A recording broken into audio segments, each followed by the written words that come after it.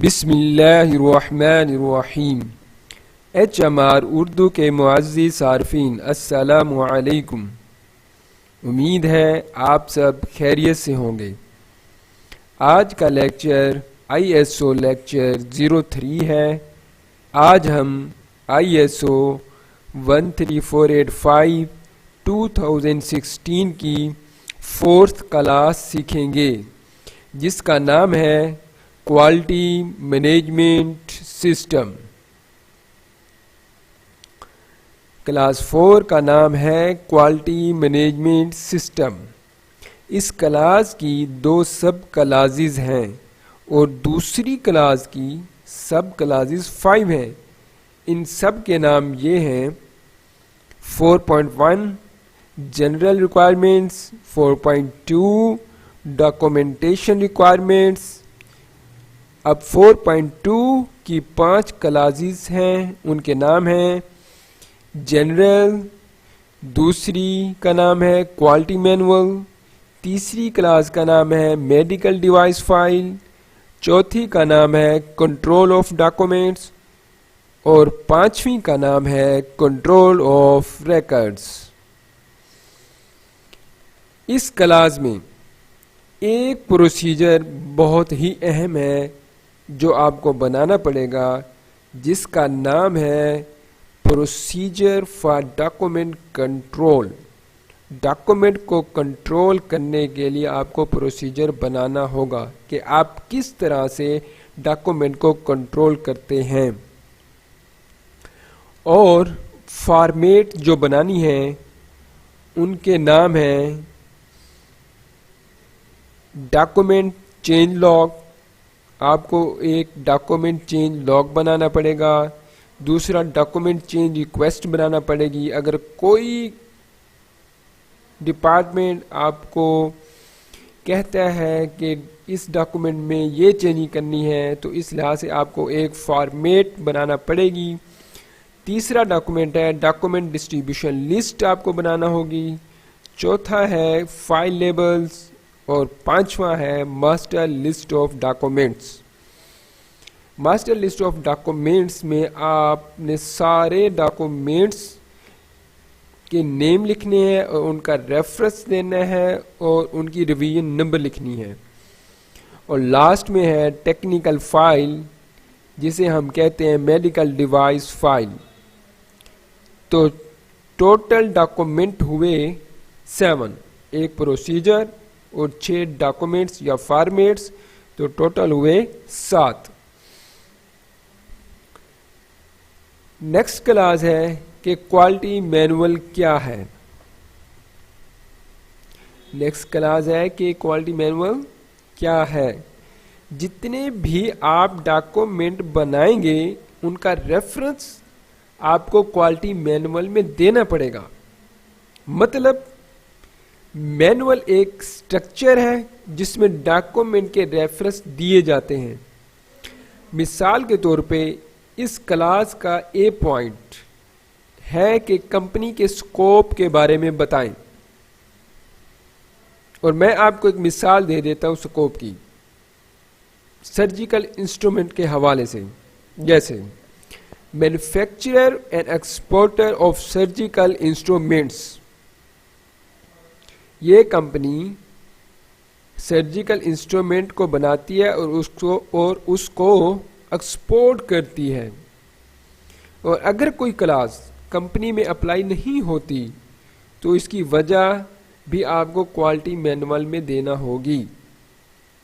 जैसे design and development class अक्सर कंपनियों में अप्लाई नहीं होती, तो आप इसकी वजह लिखेंगे कि कंपनी प्रोडक्ट कस्टमर की दी हुई हदायत के मुताबिक बना रही है। ये इसकी वजह है। इसी क्लास का बी पॉइंट है कि प्रोसीजर भी इसी में लिखे हों, मतलब मैनुअल में लिखे हों, या उनका रेफरेंस इस मैनुअल में आप दें। जितने भी प्रोसीजर आप बनाएंगे, परचेजिंग से रिलेटेड, ट्रेनिंग से रिलेटेड, कैपा से रिलेटेड, पीपीसी से रिलेटेड जो भी प्रोसीजर आप बनाएंगे या तो आप मैनुअल में ही लिख दें उनको या फिर उनका रेफरेंस आप दें। इसी क्लास का सी पॉइंट है कि फ्लो चार्ट बनाएं प्रोसेसेस का, एक के बाद एक प्रोसेसेस आप ऐड करते हुए इसका एक फ्लो चार्ट बनाएं। फॉर एग्जांपल मिलिंग के बाद क्या आता है फाइलिंग, फाइलिंग के बाद क्या आता है रगड़ाई और ग्राइंडिंग और पॉलिशिंग। तो ऐसे आपने एक फ्लो चार्ट बना लेना है। नेक्स्ट क्लास है कि मेडिकल डिवाइस फाइल क्या है, टेक्निकल फाइल क्या है। ये एक ऐसी फाइल है जिसमें दर्ज झैल नुकात या पॉइंट लिखना होते हैं। कौन से पॉइंट हैं? ABCDEF 6 पॉइंट्स हैं। पहला पॉइंट है general description of the medical device. Medical device का आपने डिस्क्रिप्शन देना है, उसका इंटेंडेड यूज बताना है, लेबलिंग कैसे करते हैं, including any instruction for use, और यूज कैसे करना है उस मेडिकल डिवाइस को। ये सारा आपको पॉइंट ए में कवर करना है। पॉइंट बी में स्पेसिफिकेशन फॉर प्रोडक्ट, प्रोडक्ट की स्पेसिफिकेशंस आपको देनी है, सच एज ड्राइंग, और ड्राइंग डिटेल ड्राइंग आपको वहां देना होगी। सी पॉइंट है specification or procedures for manufacturing, manufacture आप कैसे करते हैं वो प्रोसीजर पूरे का पूरा आपको लिखना है इसमें। पैकेजिंग उसकी कैसे करते हैं, उसको स्टोर कैसे करते हैं, हैंडलिंग कैसे करते हैं, और इसको डिस्ट्रीब्यूट कैसे करते हैं, डिस्पैच आप कैसे करते हैं। डी पॉइंट है procedures for measuring and monitoring. Manufacturing के दौरान आप इसको मैयर कैसे करते हैं, किस किस पॉइंट पे करते हैं, और फिर उसको मॉनिटर आप कैसे करते हैं। ई पॉइंट है as appropriate requirements for installation. अगर कोई आप ऐसी डिवाइस बना रहे हैं जिसकी इंस्टॉलेशन की ज़रूरत पड़ेगी तो आपको उसकी रिक्वायरमेंट्स बताना होगी कि इसकी क्या रिक्वायरमेंट है। इंस्टॉलेशन डिवाइसेस मैं आपको मिसाल दे देता हूँ, जैसे अल्ट्रासाउंड है, एक्सरे है, ये सारी इंस्टॉलेशन डिवाइस हैं, इनकी रिक्वायरमेंट्स के बारे में आपको बताना होता है। और लास्ट पॉइंट है as appropriate procedure for servicing. आप सर्विस के लिए कैसे प्रोवाइड करते हैं, आप अपनी services after installation, after providing the surgical instrument, आप किस तरह से अपनी सर्विसेज प्रोवाइड करते हैं। मिसाल के तौर पे अगर RTV आती है तो RTV को आप किस तरह से हैंडल करते हैं। ये था जी आज का लेक्चर। आज का लेक्चर हम यहाँ पे ख़त्म करते हैं। मज़ीद तफसील अगर आपको चाहिए तो मेरे ईमेल एड्रेस munawwarriyaz300@gmail.com पे कांटेक्ट करें। अगले लेक्चर से हम 5th क्लास सीखेंगे।